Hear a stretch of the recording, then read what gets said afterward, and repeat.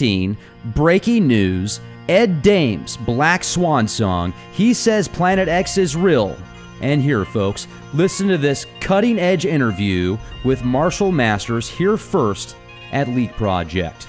Now, we get into a bounty of gourmet information, and not only do we talk about Project Bluebeam, the artificial sun theory that's going around right now, we talk about the future of survival communities after the markets and economies hit the fan. Not only do we talk about that, but we get into when Ed Dames says we're going to be able to see Planet X, how big it's going to be when we see it, how it interacts with the sun, the magnetic fields, cosmic lightning, what the pole shift will actually be,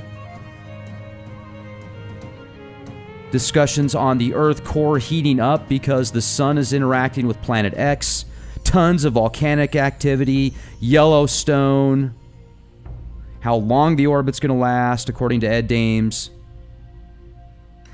And then we get into some real saucy information, and Mr. Masters talks about if you ever bring the Anunnaki and Planet X together in one hypothesis, essentially with good data points, that's when you really upset certain powers that be.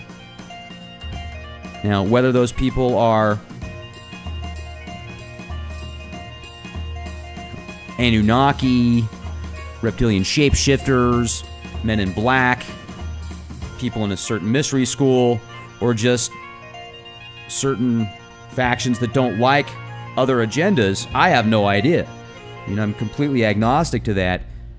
And Marshall brings his testimony to the table on what's happened to him when he's brought books out that put both of those together. So this is a great podcast. Enjoy the presentation. Once again, make sure to subscribe to our YouTube channels, youtube.com/clandestine Time Lord.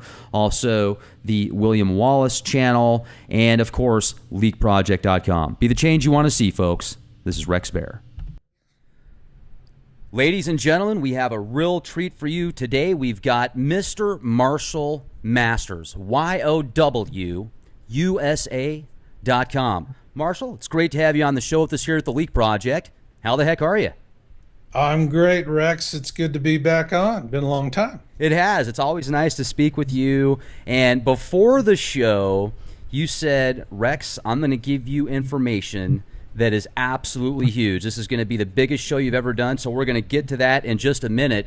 But before we do, I want to bring out a couple of new theories that have been passed around a lot on the internet lately, and it, in my opinion, it might be some type of diversion tactic, wag the dog, red herring type scenario.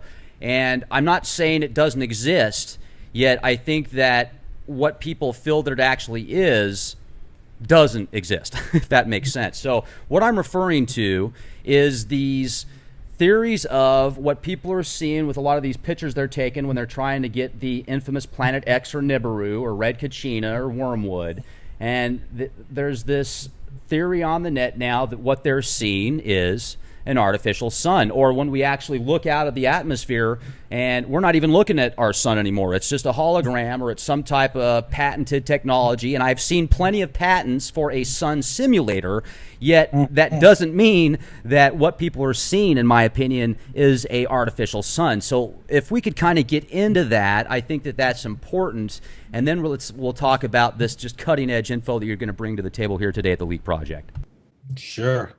Well, the artificial sun, in a nutshell, is a red herring. This is a disinfo rabbit hole.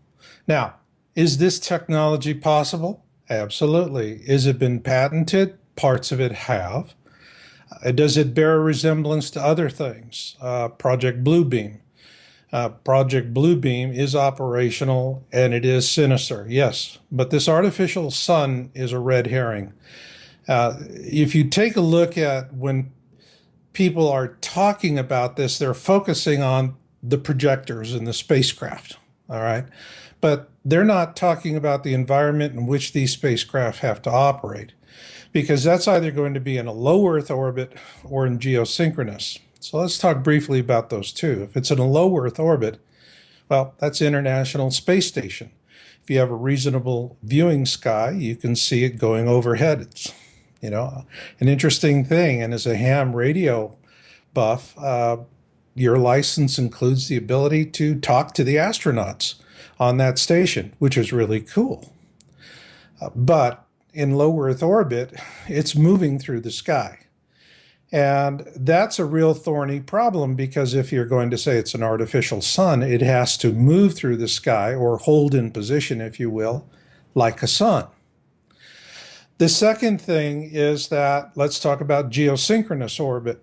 Now, for those of you who have cable television, your cable TV has always come down, for the most part, for several decades through geosynchronous satellites. And these are satellites that orbiting at quite a distance, and they're fixed relative to the Earth. And so if they were going to do this artificial sun technology and maintain the appearance of an artificial sun as it would move through the time zones, they would have to have several spacecraft in orbit, in geosynchronous orbit, to do it.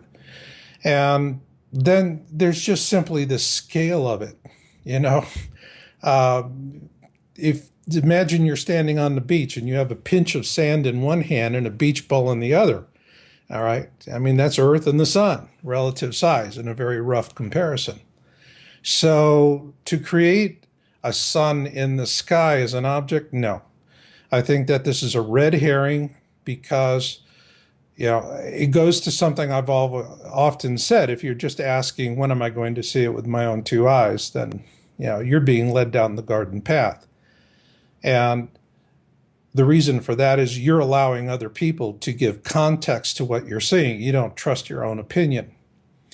And that's when it's dangerous, because the elites are going to want to think that it's not going to be something that is a clear and present danger, which an artificial sun is not going to be a clear and present danger.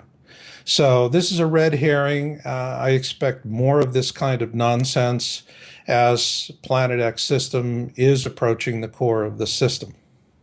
Absolutely.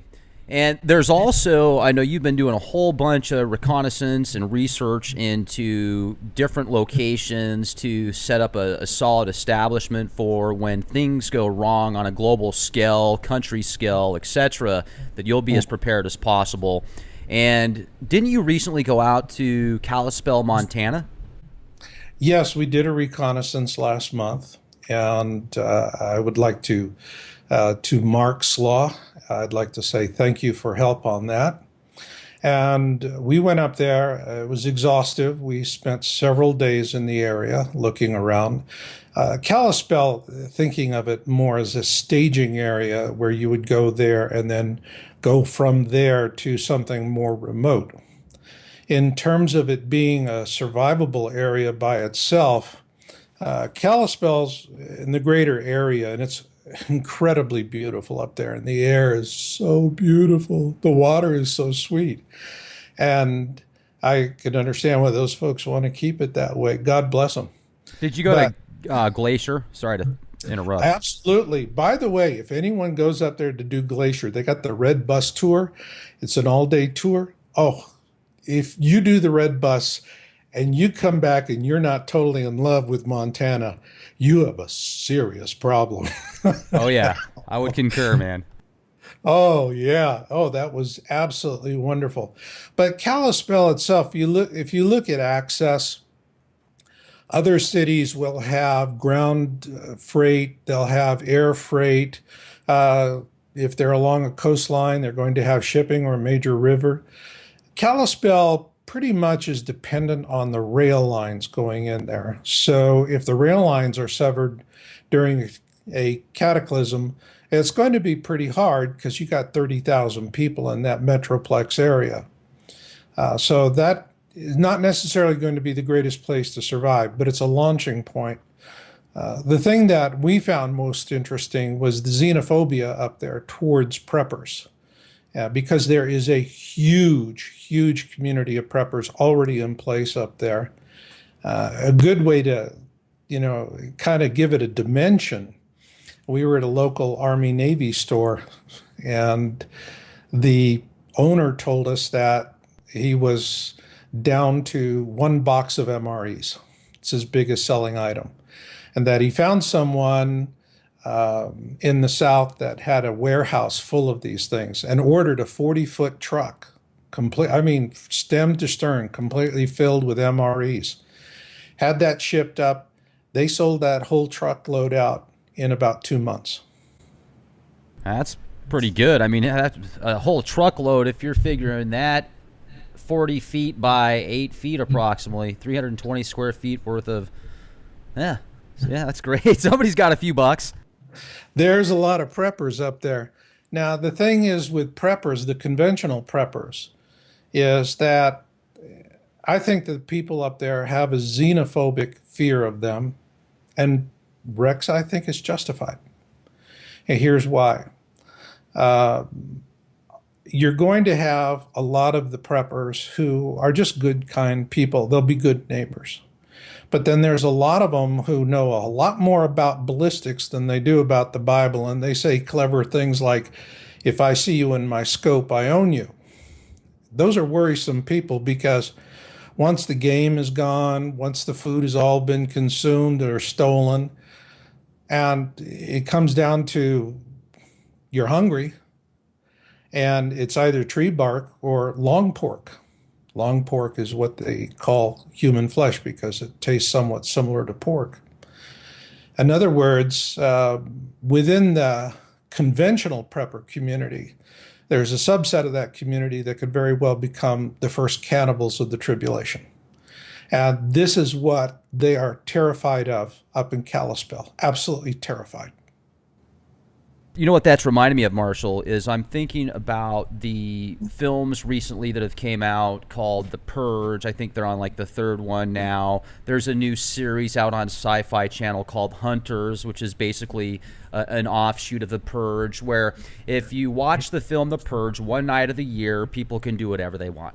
Anything, and they can get away with it. If they want to be psychopathic, I mean, it's just ridiculous. And I think to myself, why would people want to do that in the first place? But this movie makes it like, oh, it's the right thing to do. If you're a part of the purge, then you're helping out the economy, you're helping out the country. But it's just one night a year, and it seems to me that if things do get to the point where people have to look for other food sources, and you've got those preppers out there that, like you said, know a lot more about ballistics than the Bible, and they turn in, they just think about themselves, nothing else matters.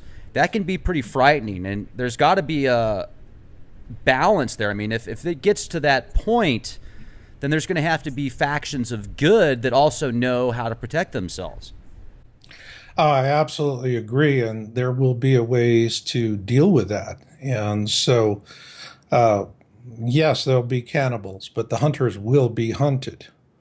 And my belief, and this is what I espouse in my newest book, Surviving the Planet X Tribulation, a faith-based leadership guide, is that conventional prepping, and I don't care how you do it, is a failed strategy. Now, you have a lot of folks, and it's this me and mine approach, and just a handful of people. Well, you're not defensible in numbers. You're a very soft target. And I don't care how many fancy AR-15s you have. Your numbers are going to make you a soft target. So if you do have the ability to afford a deep underground bunker and stockpile it with 2 years of food, you're just going to come up to become a new food source, and you'll be hunted or you'll be dug out. What I maintain in Surviving the Planet X Tribulation, a faith-based leadership guide, is that you need to have faith-based communities of 100 people or more. Now you have defensible numbers. Now you have people that are pulling together, walking humbly with their God, and to make a difference. It's not about, for conventional preppers, it's all about the end of this civilization. That is a very short-sighted view, because we're looking at a tribulation that'll go 10 years or more. So you have to take a long view that is going to inspire hope for the future and help us to maintain our noble virtues. And with that, you need to think about becoming a clean slate for the beginning of the next civilization. And in my book, one of the things I say is that it's just not enough that you would grow food to support yourself. You need to think about growing 10 times as much as you need so that you can help your neighbors around you and that you can create extended satellite communities of support, which eventually will then become, more about defense and less about the food as they start having the ability to feed themselves. And this is the way that you're going to be able to defend yourself against these gangs, marauders, cannibals. There's going to be a lot of nasties. There's going to be the Mad Max types. And so if it's just you and your family, I don't care whether your virtues are good or bad, your numbers are small. And you're going to be hunted down. I think if you look at the movie The Road, and there's aspects of that that really kind of are a little editorialized as to what actually would happen during such a time. But Scariest movie of all time. scariest movie of all time. But it really does show you that, the cannibals are hunting in numbers and their prey are few. And they hunt them down. Now, if you're in a community of 100 and you're faith-based, that's really important. It's all for one, one for all. And the community has, very simple rules. Everyone works, everyone defends, and everyone participates. These kind of communities are going to mobilize and they're going to have resources. You will have folks that have leadership skills coming out of the military, retired military, folks that have had combat experience, understand how to set up defensive positions, how to do reconnaissance. And I can see where you're going to have what I call noble warriors of the light. And these will be people who know how to, form a long-range team, go out, and actually they will hunt down the cannibals. They're not going to wait for them to come to the communities. They're going to go out, find them, and hunt them, and take them down like wild dogs, and rightfully so. Certainly going to need to be in place if it does get to that level. And I know that there was some remote viewing done by the Farsight Institute recently where they're predicting some pretty serious stuff. And also, I know that you recently had an opportunity to visit with Ed Dames, and I mean, he is a very well-respected remote viewer as well. What's going on with the future of our economy? I mean, and not only economy, but what's going on in the future of our planet here? I mean, do you think here within the next couple months, or what did he see that? Well, Ed Dames, and there's been a lot of talk about this, and on yesterday in Las Vegas, he did his Planet X Revelation seminar. And this morning, I was given an exhaustive debriefing by an anonymous and trusted source. And so I'm able to actually go through this. My wife, Jennifer, was with me, and she kept detailed notes, and I can go through it. Let me just give you a quick background on Ed Dames. And I was in last year, he was giving an RV course in Reno, and I took that. And a shout out of thanks to Gloria up in Washington State for helping to arrange that. And at that time, I handed Ed a copy of my book, Being in It for the Species. We shook hands and we talked. First thing he says, "Oh, I've heard your name quite often." And he did his kill shot video, first one in 2004, and I had watched it just the night before attending that. And I just said, "Ed, in 2004, you nailed it. On a broad brush basis, you absolutely nailed it. It's consistent with what you said back then." And it wasn't pleasant for him to have that acknowledgement, and nor was it for me. This is not something you derive any pleasure from. For those that say, "Well, were you really there?" Ed did Exposing the Agenda. Yeah, let me hold that up for you.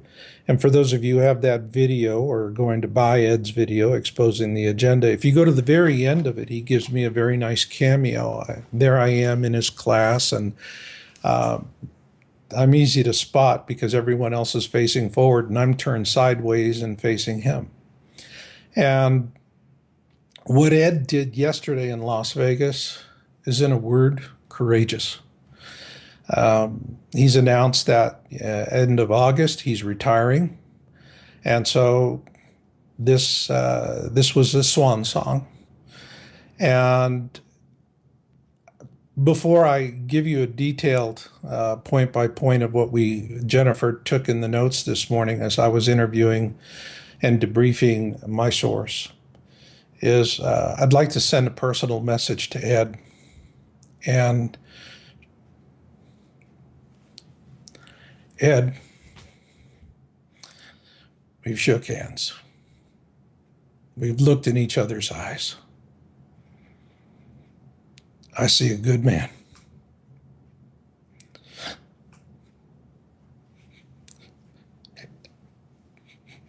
And I see the torment.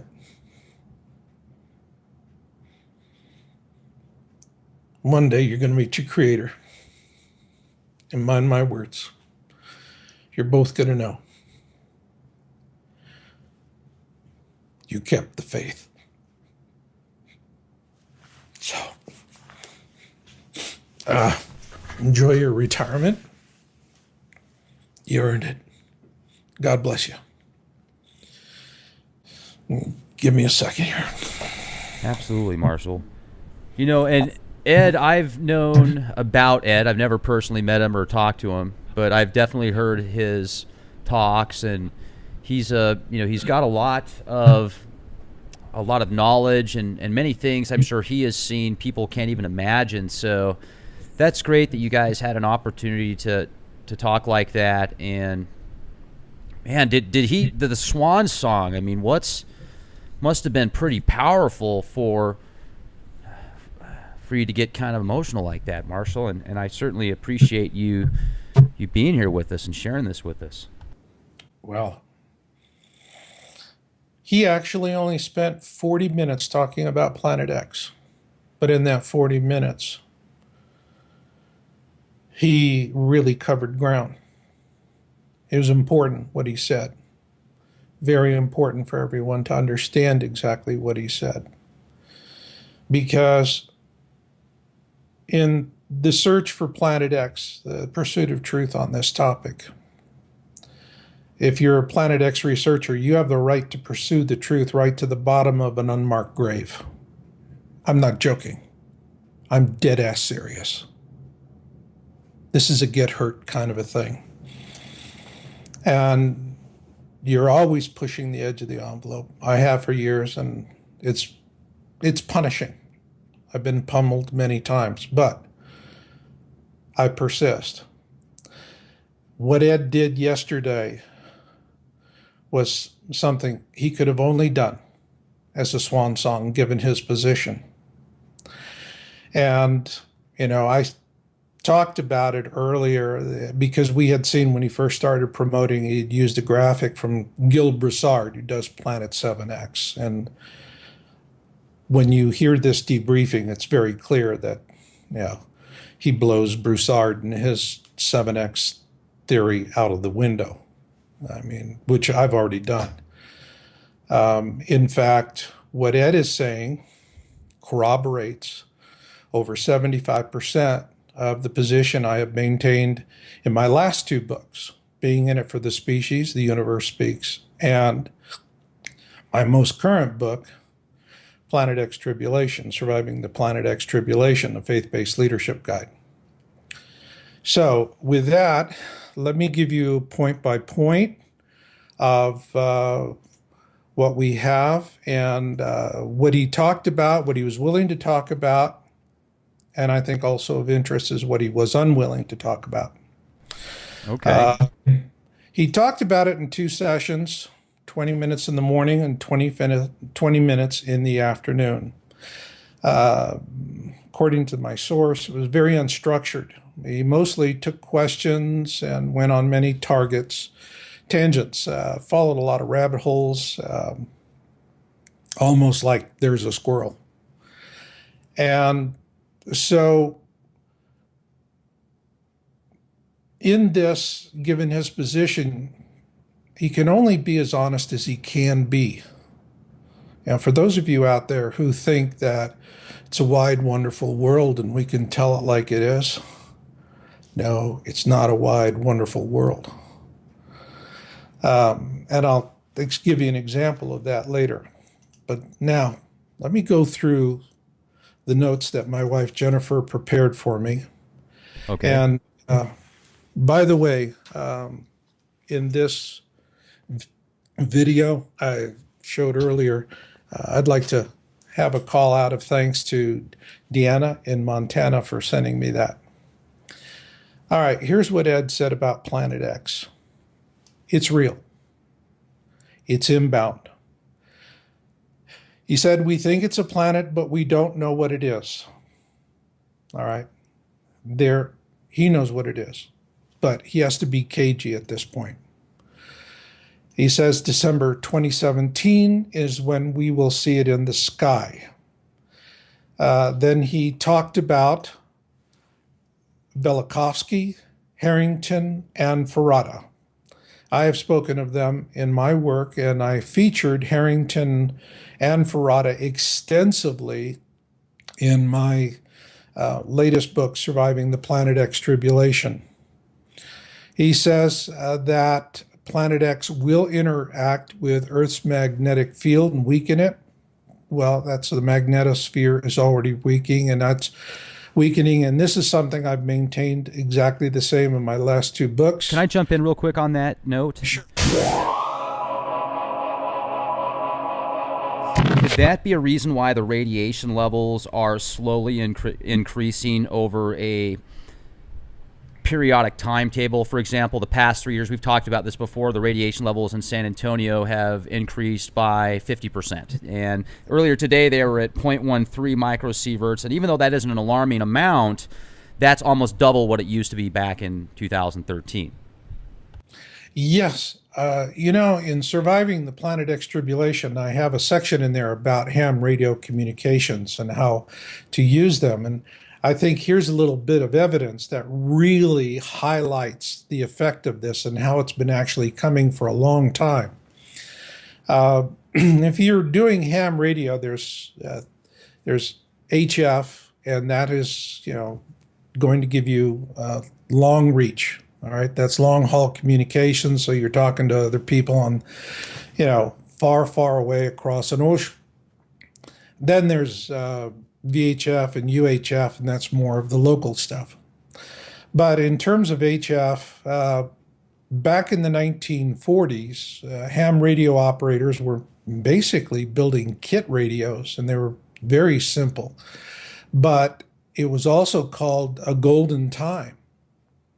And the reason why is HF has to bounce off the ionosphere.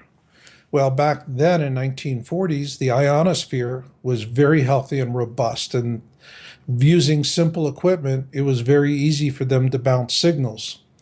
To give you an idea of that, if you remember the movie Tora, Tora, Tora, one of the reasons why they didn't get the word to the Pacific at Pearl about the impending Japanese attack was atmospherics. They couldn't get the bounce going. But nowadays, if you're a ham radio operator, you have infinitely more sophisticated equipment, but the bounce is very weak as opposed to back then. And so the ionosphere is no longer anywhere near as strong now for ham radio operators as it was a half a century ago. That being said, in the book, what we say is a half a century after, or even sooner after Planet X heads back into the southern skies, HF is going to enjoy that good time of ionospheric bounce. And that's going to be important for pulling different people around the world together and helping them to communicate. So, yes, this is part and parcel. There's many different facets of what is happening, the magnetosphere weakening. During the pole shift, this is going to be a time when you do not want to be on the surface. You will be the proverbial poodle in a microwave. So, the thing, did that get it for you, Rex? Yeah, absolutely. Thank you. Okay. Next thing is Planet X will interact with the sun electrically, the kill shot, and with Earth. Now, this was something Ed said back in 2004. And my wife Jennifer writes our science articles on our site at yowza.com, YOWUSA.com. And you really want to follow those because she actually took a screen capture of Ed pointing to his illustration of Planet X passing, or as what we say in our book, Nibiru, passing between the Earth and the Sun. And when he's saying interact with the sun electrically, understatement. The kill shot is a solar sprite, basically cosmic lightning. And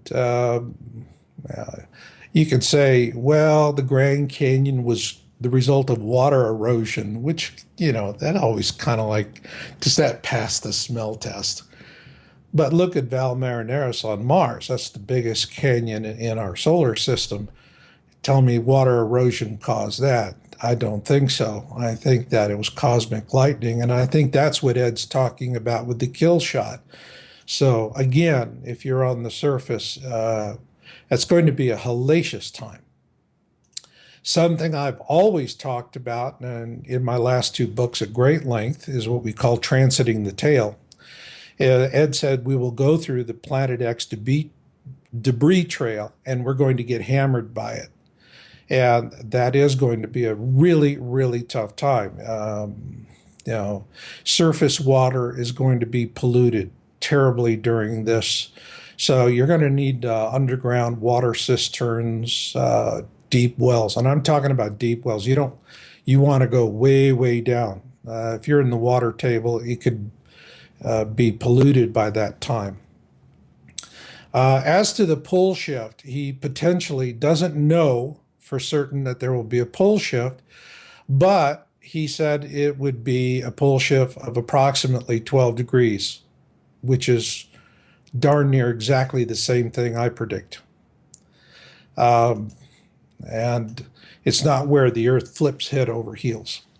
So we're talking about 12 degrees. And he's right. He doesn't know which way it would rotate, which way the shift is going to go. And neither do I. Okay. He doesn't know where the new poles are going to be. Neither do I. But the poles will shift. I think that an important thing, he made a statement that Earth's core is changing. It is heating up. They don't know why. They're not sure it's from PX. What we know is Greenland is melting. The ice is melting, and it's not because of solar, but it is because the bedrock is actually underneath the ice is warming. So this is something where you have an interaction between the between our binary stars, Nemesis, that's the core of what I call the Planet X system, and it has its own, constellation of planets and moons. One of them being Nibiru, the furthermost, or as the translation of the Sumerian, the planet of transit. And so I agree that it's not something where it's directly related to PX. I think that the Earth's core is heating because the sun is interacting with the approaching Planet X system, and then so we're basically a collateral damage issue. He says there will be a lot more volcanic and tectonic activity. There already is, and it will get worse. Oh my God. Please read Jennifer's Signs article on our website. We are documenting and following this, as I couldn't have said it better ourselves. Now, what do you think is going to happen with Yellowstone? Well, when I started my Cut to the Chase podcast in 2004, Jim Birkeland was my first guest, first two shows. We talked about that. Birkeland for me was important because I was in the 1989 Loma Prieta earthquake that hit the San Francisco Bay Area, and he predicted that within minutes. And his thanks for that was he got canned. He was a USGS geologist. And so we talked at length about that. And since 2004, I have followed Yellowstone very, very closely. Um, what, first off, Yellowstone, the last time it erupted, blew its cap. All right. And so you don't have the ability to have that kind of a destructive eruption again. It would be more along the line of multiple St. Helens creeping eruptions like you would see over in the big island of Hawaii. But something explosive that would take out the northern hemisphere, I don't see that in the offing. There's another super volcano that is not getting any attention. You know, what I see is that on one hand, we're being driven to Yellowstone like a drumbeat, Yellowstone, Yellowstone, Yellowstone, and it has been on red alert. But the magma is displacing, it's shifting and moving. So it's showing signs that you're not having this single chamber buildup.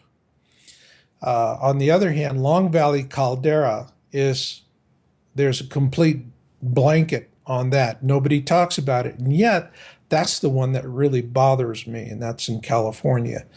Long Valley has a single chamber, and it is inflating like a water balloon. And when that thing goes and it blows its cap, it is going to be arrivederci, the lower half, you know, from about San Francisco on down through California, going in Las Vegas, Arizona, New Mexico, and perhaps as far to the east as western Texas. And that for me is the one that is the real concern. But for Yellowstone, I see series of eruptions.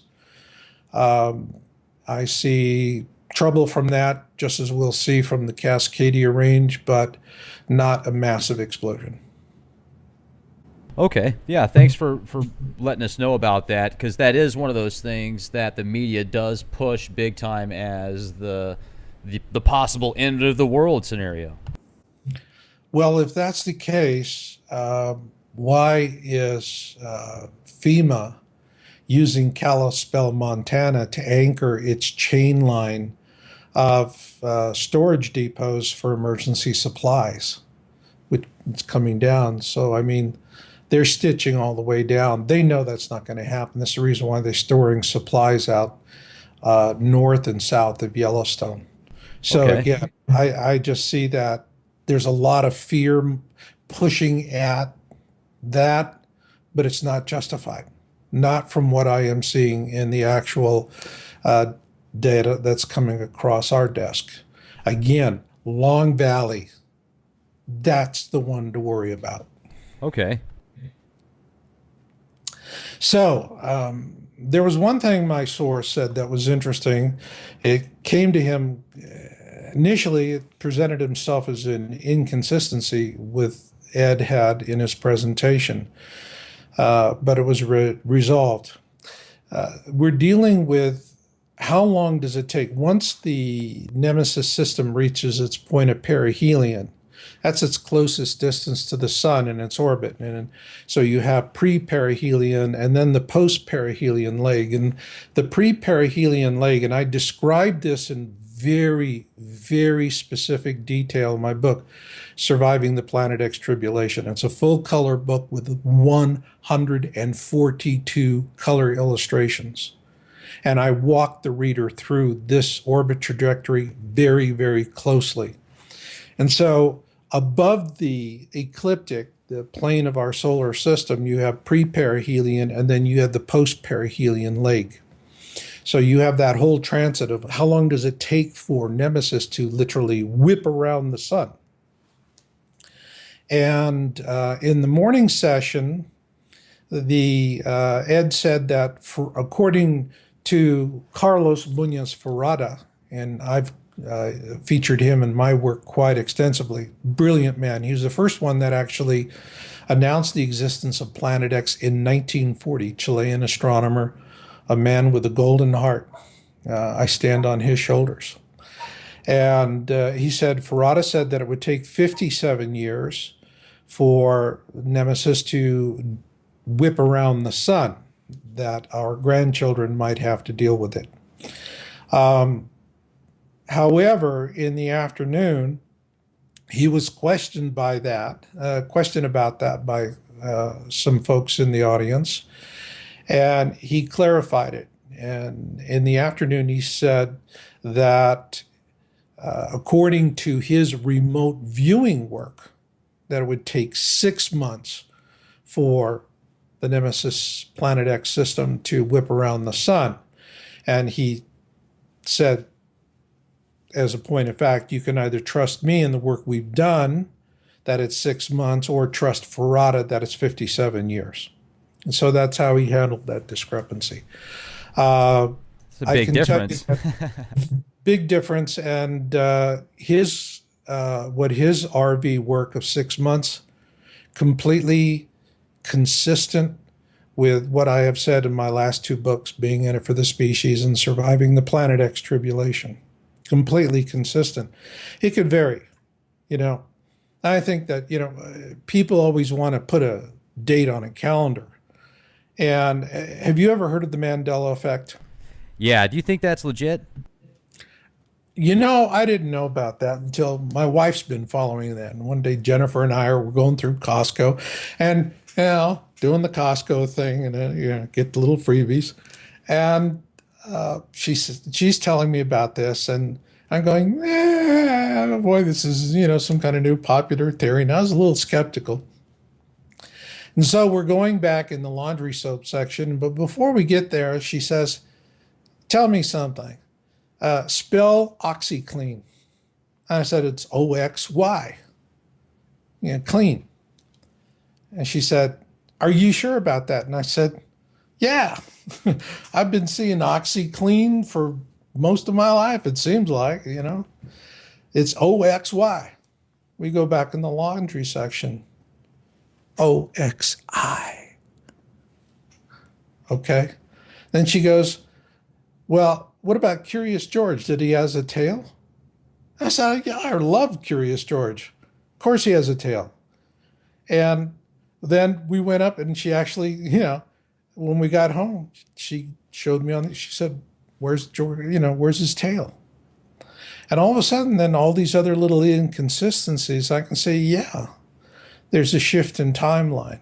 So the point here is that as we project out into the future, there is no doubt in my mind, the Mandela effect is real. There's no question in my mind. And that changes things to a certain extent, but it is not going to change the major events. You know, I remember the Bernstein Bears being spelled with E, not Bernstein. And but here's what I got to throw out there, though. I mean, just because we see the differences in the names now, if we were to go back and look at the corporate logos and names, I mean, maybe they changed it to sell more for their marketing. I would have to really dive deep into that, because even Mr. Robot now, the TV series, which, by the way, is one of my favorite series that's out there right now, I think that they're really pushing a lot of agendas and what they're foreseeing the future might be like if there's a fiat reset currency, etc. And they're setting the stage for who to blame via anonymous, etc. Yet they do have this specific, a couple of episodes where this FBI project that they're looking for the hackers in the series is called Project Bernstein, not Bernstein with an A. So it's interesting. Yeah, and you know, my wife has been studying this, and she keeps pointing out these timeline differences again and again and again and again. And you know, I have the advantage of age. No, advantage is not the right word.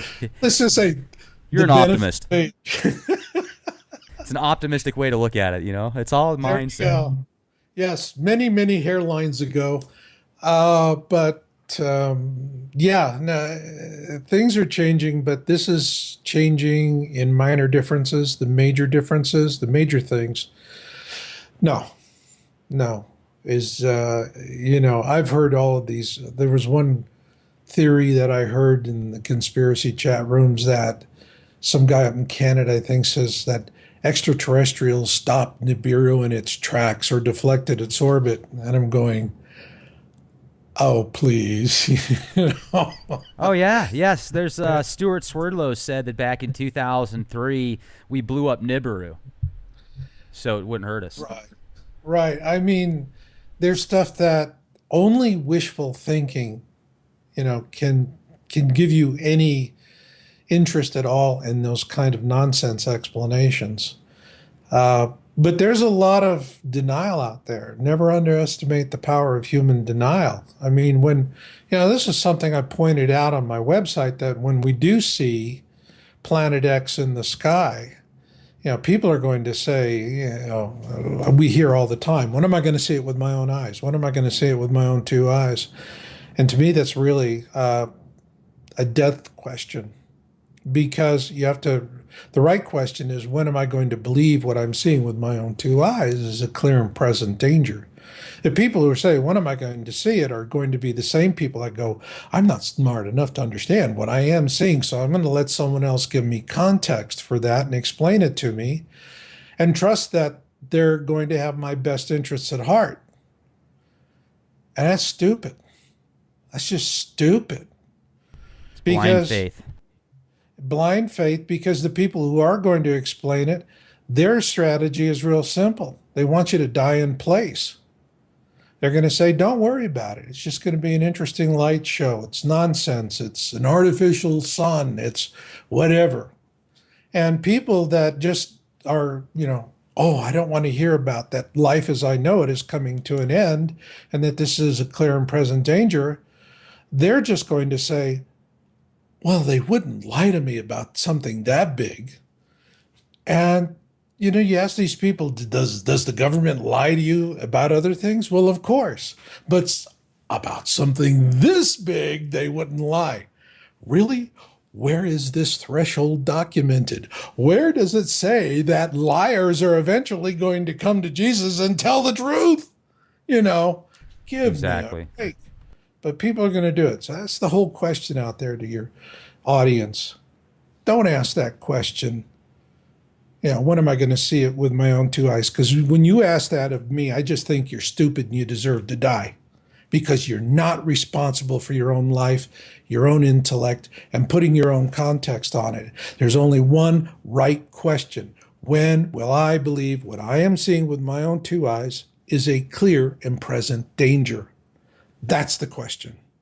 And that brings me to the next thing that Ed said in his morning presentation, that when Planet X is visible in the sky, it will appear as big as the moon.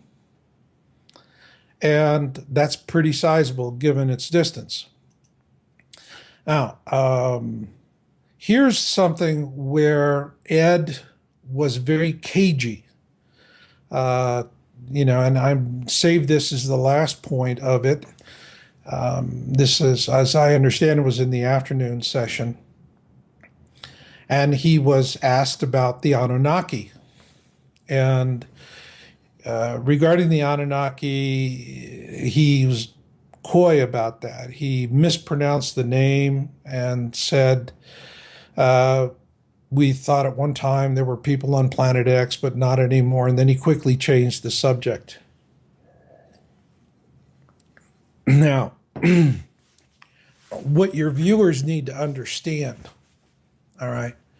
Earlier I said, we're pushing the envelope all the time. Now, when Ed said regarding the Anunnaki, and he, completely was evasive, he had to. And here's the reason why. If you're talking about the Anunnaki historically, like Sitchin did, and there are a lot of modern authors, that's one thing. The minute you take Anunnaki, Planet X, and you pull it together in the same breath, you are French kissing the third rail. The elites will come at you and hammer you to pieces. I learned this after I published my book, Being in It for the Species, The Universe Speaks, because I detail what the Anunnaki are going to do at exhaustive length. Exhaustive length. And after I published that, I have been pummeled in many different ways. I can tell you that recently, my book, hackers went into my Ingram distribution account and completely disabled domestic sales of the book. Okay. And literally shut down sales of Being in It for the Species. They don't want the message to get out there. But that's also, in my new book, Surviving the Planet X Tribulation, I don't make any mention of the Anunnaki at all. You could say, arguably, yeah, I'm going to a faith-based audience, so I don't want to be off-putting to people of faith because they tend to, get real squeamish about mention of extraterrestrials. However, the truth be known, I took such a beating with Being in It for the Species. I was punished so badly for writing that book and publishing it. I didn't want to have that happen again to Surviving the Planet X Tribulation, because this is a last window of opportunity book to save lives. That's it. Ed is coming forward. He's really putting his neck out there. Okay. I mean, for those of you who think he was just doing a stunt to pull some cash, this guy really took us on the line to do what he did in 40 minutes. And I got a lot of respect for what Ed did. And, but there was something, call it a Freudian slip, that my source noted about the Anunnaki. And he made a joke 4 times, and everyone laughed at it each time. And he said ATs could give us technology, or this technology, that technology, and direct quote, it's just a question of how many women we have to give up. Let me repeat what he said, this direct quote. It's just a question of how many of our women we have to give up. And when I heard that, it was chilling. Because in my book, Being In for the Species, I document this. Not only are the Anunnaki coming for gold, they're coming for women. The women are young women, and they're going to be used in a breeding program to create a new slave race. And this is going to be a real shock for our entire planet. So again, you take Anunnaki, take Planet X, put it together in the same breath, you are French kissing the third rail. Ed couldn't do it in my last book. I sure wasn't going to do it either. Then after that, when Ed was promoting this event, he's talking Planet X and other enigmas. All right. And so he spent most of the day on the other enigmas. And if you want, I can briefly review those with you. Hey, that'd be great. But one question I want to ask you real quick. You said he joked 4 times, and everybody laughed 4 times when he brought up the ETs. He said we could, trade tech. But did he bring up the fact that it just depends on how many of our women we have to give up every time also? Yeah, he said that's the price we pay for the technology, how many women we have to give up. And he used that same reference 4 times. That's 4 times. Spooky. And if you really, that kind of reminds me of the book of Enoch and the Watchers and the Nephilim that's talked about. And if you look at these translations, I find it fascinating because, you can write anything and about anyone, literally, whether it's, even if it's 20,000 years old, that doesn't mean that it's accurate because it's older. It could be a tabloid that's 20,000 years old, or one person saw it differently than another person. So that's how he put it down on paper. But I've never felt that when I've heard the official story of the Anunnaki basically, modifying the original Earth people to make them more intelligent, etc. I never bought that as the only reason, if even the reason at all, just because I think that if they had that kind of technology, they'd be able to use robots and androids and stuff like that. But nonetheless, I think that maybe they wanted something else that they couldn't get from robots, like you're talking about. Yeah, they could make an android for sex, but would it be the same? And then you look at the DNA and stuff like that. So that's very, very interesting to bring that up. Well, let me talk to that because I published my first Planet X article in January of 2002. And immediately after that, we found ourselves swirling in this controversy that Nancy Leader and Zeta Talk, they were pumping up this story about a 2003 flyby of Nibiru that would be catastrophic for the Earth. And we published an article on it. You can find Zeta Talk or Zeta Hysteria. And it was a tough time for me and my researchers because a lot of people were following Nancy and this fellow by the name of Mark Hazelwood, who actually stole her work, her copyrighted work, and published a book called Blindsided. And the two of them really created quite a terrible panic. And people were writing us, and it was a very dark time because people are in their letters, they're trying to be cogent and well reasoned, but the fear was just oozing out like mortar from bricks. And it was just heartbreaking to read it. It was a tough time. And in this, I was contacted by Zachariah Sitchin. And Sitchin was contacting me because he had come out with the book, The Lost Book of Enoch, or excuse me, The Lost Book of Enki. Slipped there. And I have read that book, and I will tell you that if you're going to read any book by Sitchin, that's the first one you want to read. Because Lord Enki, according to the Sumerian accounts, is the creator of us as a species. We literally came from his loins, from his seeds. We're a genetic outgrowth of him. This was his autobiography. It explains how the folks came from Nibiru to both Mars and to Earth. And he goes into great detail about how we came to be as a species. And the purpose for making us was to mine gold. And, so, and if you read it, it's like Game of Thrones with horny aliens and spaceships. That's why people like it so much. Yeah. It's exciting. Yeah. It's exciting. It's a wonderful book to read. And Sitchin, the whole scare that was coming out from Hazelwood and Zeta Talk, Nancy Leader, Sitchin was furious with it. And he called me and he said, look, they're selling a lot of my books, but people are saying that I am the one foisting this sham on the public and creating this needless hysteria. And he was very angry with Leader, very angry with Hazelwood. And so I said, well, fine, I'll give you an interview on my site. And, on the article, I'll give you editorial control. And boy, that was tough because that guy just, dotted his I's and crossed his T's. And we were, I think it was at the third or the fourth editorial cycle where he was editing his own edits. And I just said, that's it, we're going to press. Right. I published the article. And I had a chance to deal with him on a few other things and have a huge, huge, deep respect for Sitchin and what he did. We stand on his shoulders. He's quite a man. So the bottom line is that we're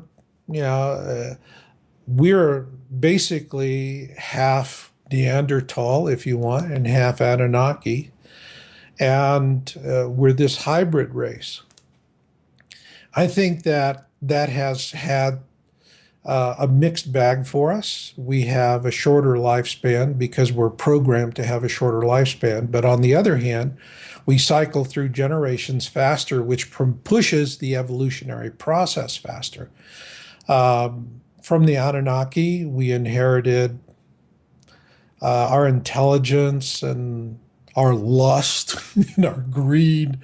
Boy, you read these people, like I said, it's Game of Thrones with horny aliens and spaceships. It really is. But I think, on the other hand, one of the things we inherited from our hominid ancestors was our spiritual capacity.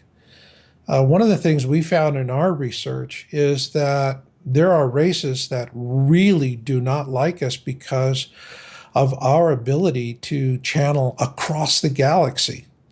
We can talk to the other end of the galaxy, whereas they can only do that within a soul, within a star system. That's about the extent of their distance. They can't go that far. Their telepathic powers are much more limited.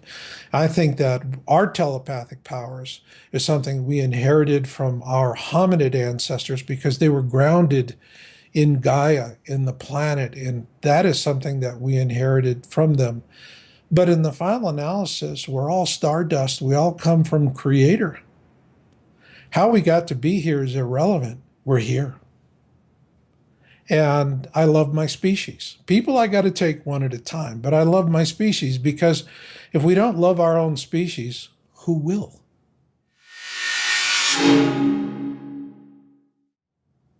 That's such a good way to put it. You have to take people one at a time, but as a species, I can certainly relate with you in that regard. Sometimes I wonder why I feel like I have to wake people up so much, and then I realize it's just a primordial thing, I feel, because, I'll tell you, Marshall, a lot of people, they're so ignorant to many things. When I say ignorant, I just mean uneducated, that I have a tough time relating with them to even have a regular conversation. I don't want to bring myself to that level. And I'm not saying I'm above them or below them. It's just a different frequency, a different vibrational frequency, essentially. So when you get to specific levels, you can pick up on certain energy and data packets that when you're in those other levels of, just, I guess, fear, fight, or flight mode constantly, and thinking that you have the entire universe solved oftentimes just on blind faith.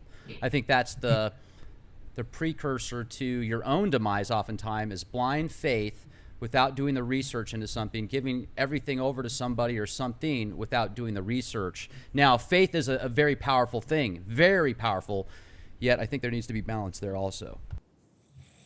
It does, but that is the path. We're coming to a fork in the road. There's the Hopi prophecy rock, and it says if we continue on our current path, it's not going to go very well for us. But if we take an ascended path, it's a whole nother beautiful future. And we're at that fork of the road. We as a species have to decide, where this is going to go, because do we survive as a species? Absolutely. Take that to the bank. 1 in 10 of us will see the end of the tribulation. Stop and think about that. Only 1 in 10.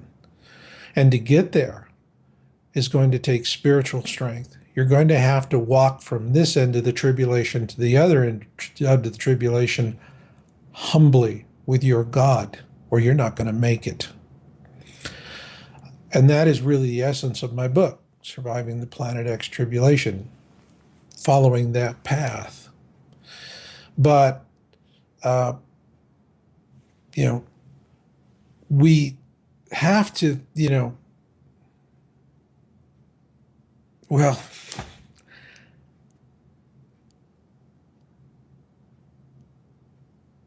we have to decide, do we want a Star Trek future? Or do we want to be a bunch of filthy, scum-sucking Anunnaki stormtrooper slaves out there raping the universe? Sorry. Sometimes I'm a little emotional. Good for you. That's what we need. Everybody should be like that. I think that that's super important, and oftentimes people are so docile to their surroundings, or they're worried about getting a little bit emotional because of what somebody else is going to say. How far do we want to let the system take advantage of us and our future generations? That's the question we all need to start asking ourselves.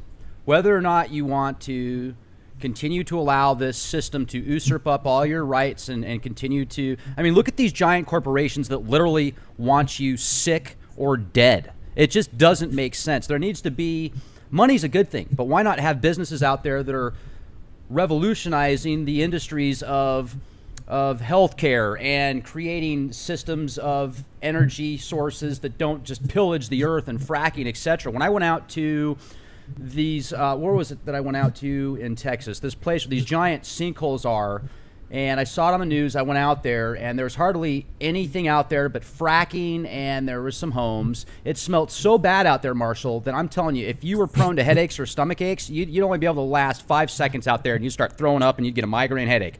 I could handle it, but I'm telling you what, man, I can't imagine people living out there. It's got to be so bad for you. Oh, man. I mean, it's like when I first started in this, it was before fracking, and I used to be able to tell people, hey, Pennsylvania, you know, where anywhere in Pennsylvania go. Then Tom Bridge came out and horribly fracked the state. I mean, this guy is the Dr. Death of fracking.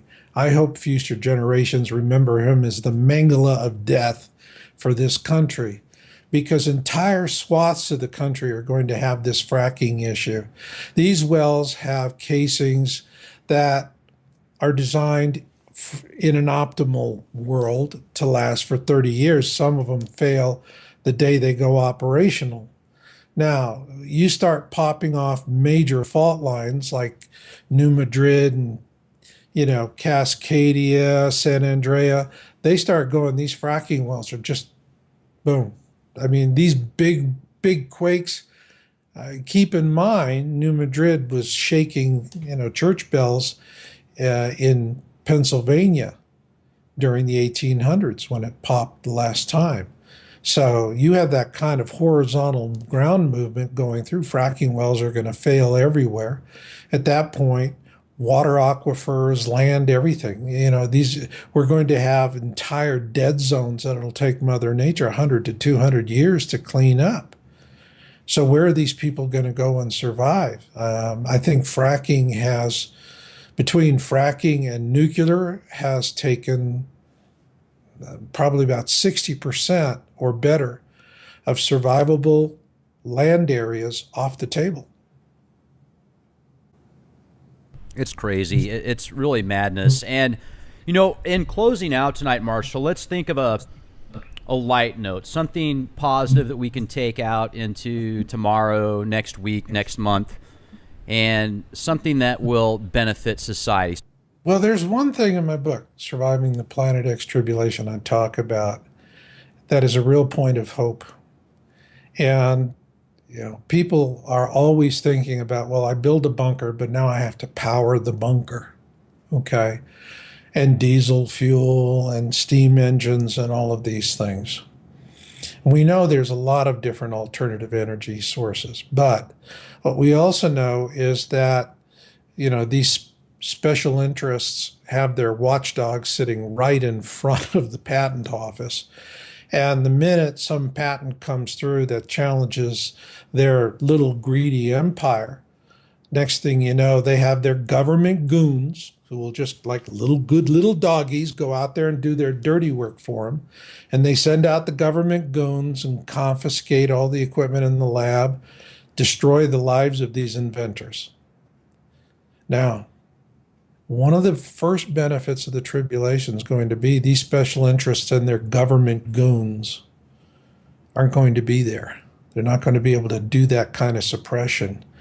And next thing we're going to see are Nikola Teslas popping up all across the country, and no one there to stop them for their own greedy reasons.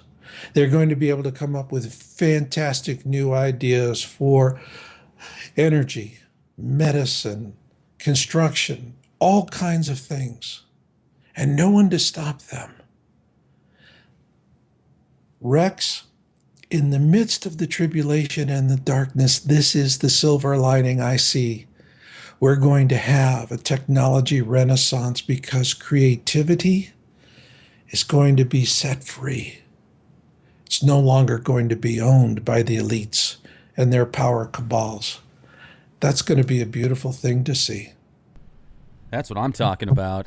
And everybody now that we have that opportunity, I see it in front of us right now. If you go after certain factions, yeah, they're going to come down on you, and you have to be prepared for that. As far as, you know, trying to change a system or corporations, basically control mechanism.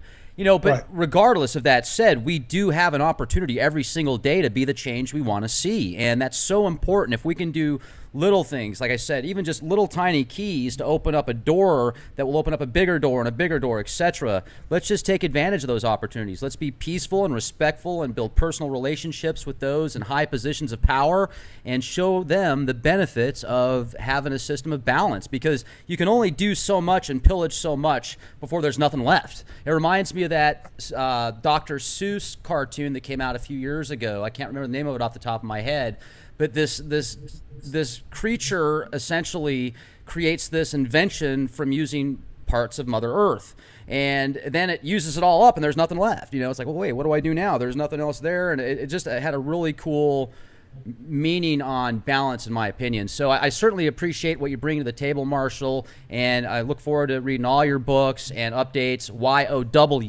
YOWUSA.com is an incredible website with your blog posts, your current events, and your books and knowledge available there. Appreciate you coming on the show with us here at the Leak Project, and look forward to speaking with you again soon. As always, Rex, and you are the man. Well, folks, I paid Marshall to say that, so thank you, Marshall. Much appreciated. And also, folks, check out leakproject.com. If you go to leakproject.com, you will have access to exclusive content. Also, pick up one of our new high-quality vinyl decals, Leak Project decals, and you'll also get a free membership at Leak Project. Go to youtube.com/clandestine Time Lord. You can also become a member there. Be safe and be the change you want to see. This is Rex Bear. Talk to you soon.